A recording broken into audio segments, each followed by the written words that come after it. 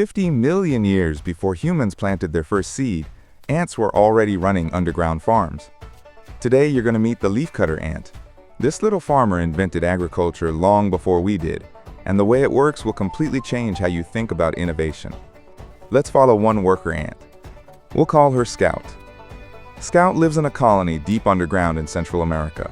Her home isn't just a tunnel, it's a farm. Hundreds of interconnected chambers. Each one is a garden room, and in those rooms, the colony grows its food. But here's the thing, Scout and her sisters don't eat the leaves they cut.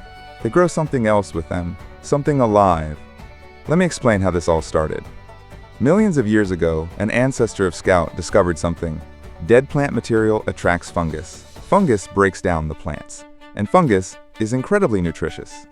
So ancient ants began collecting leaves, not to eat them, to feed fungus. The fungus grew, the ants ate the fungus. It worked. Over time, this became a partnership. The ants protected the fungus fed the ants. Neither could survive without the other anymore. The fungus became domesticated, just like wheat became domesticated by humans. Today, Scout's colony depends entirely on their fungus gardens. Let me show you how the farm operates. Scout's job is foraging. She climbs trees in the rainforest.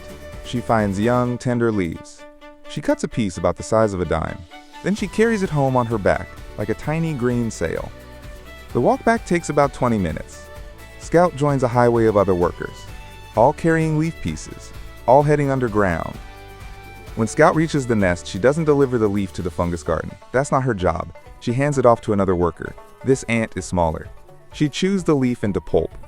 The pulp gets passed to an even smaller worker. This tiny ant tends the gardens. She places the pulp carefully into the fungus. She adds a drop of fecal fluid. This fertilizes the fungus and helps it grow. Think of it like this. Scout is a lumberjack bringing in raw material. The second ant is a processor in the mill. The third ant is the gardener planting crops. Division of labor, specialization, agriculture. But that's not the weirdest part. The fungus these ants grow doesn't exist anywhere else in nature. Scientists have looked. This species of fungus only lives in leafcutter ant colonies.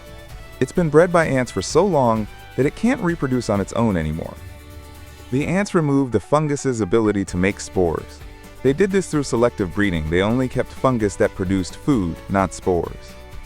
This is domestication, the same process humans used with corn and cattle.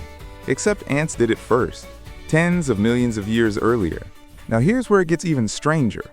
The colony has to protect its crop. Just like human farmers fight weeds and pests, leafcutter ants do the same thing. Bad bacteria can invade the fungus gardens. If that happens, the whole crop dies, the colony starves. So the ants developed a solution. They carry special bacteria on their bodies. This bacteria makes antibiotics. The antibiotics kill the bad bacteria. The fungus stays healthy. The ants are using medicine to protect their farms. They've been doing this for 50 million years.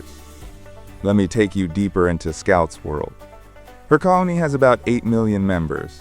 Most are workers like her. They're divided into castes based on size.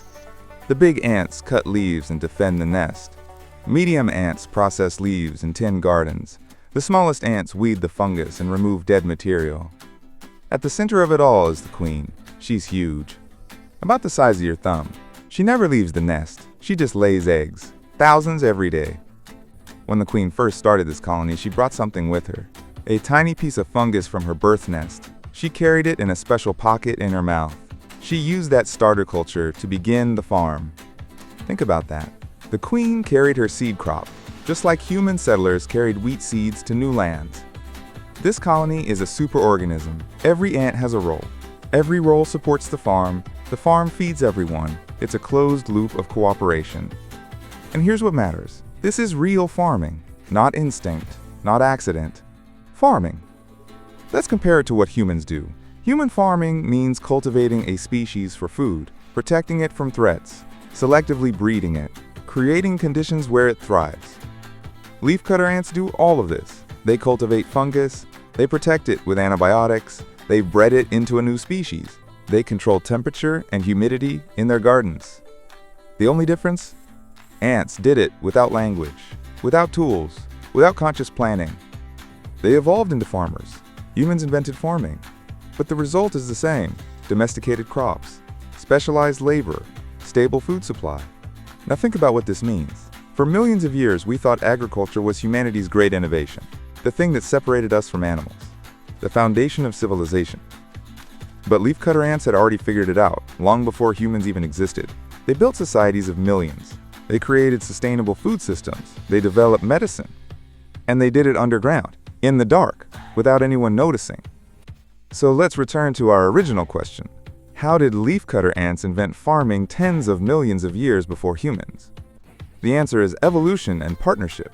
An ancient ant discovered that fungus could turn leaves into food. That partnership became codependency. The ants evolved to farm. The fungus evolved to be farmed. Over millions of years, the system became more complex, more efficient, more sophisticated, until it looked exactly like human agriculture, just on a tiny scale.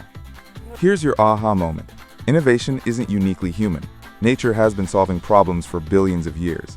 Sometimes the solutions look exactly like ours. Sometimes they're even better.